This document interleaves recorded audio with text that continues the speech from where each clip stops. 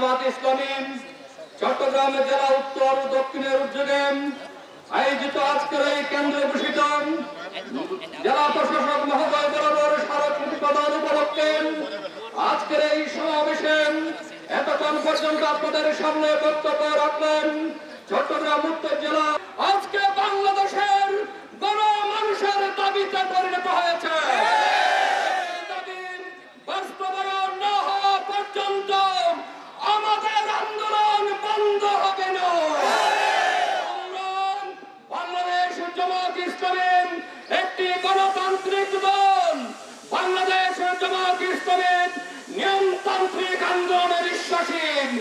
আমরা অতীতে যেভাবে বাংলাদেশের সংকট উত্তোলন, অতীতে যেভাবে জনগণকে সাথে নিয়ে অধিকার আদায়ের আন্দোলনে জামাত ইসলামী নেতৃত্ব দিয়েছেন, আগামীতে পাঁচ দফা দাবি আদায়ের এই গণদাবি আদায়ের মাধ্যমে আগামী দিনের গণমানুষের জন আকাঙ্ক্ষার পূরণ করবে ইনশাআল্লাহ।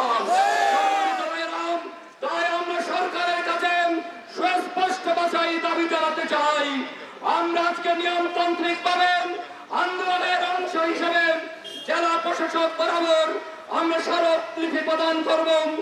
আমরা জানাতে চাই, যদি নিয়মতান্ত্রিক আন্দোলনে না হয়, দাবি আদায় না হয়, তাহলে আমাদেরকে বৃহত্তর কর্মসূচি দিতে বাধ্য করবেন না।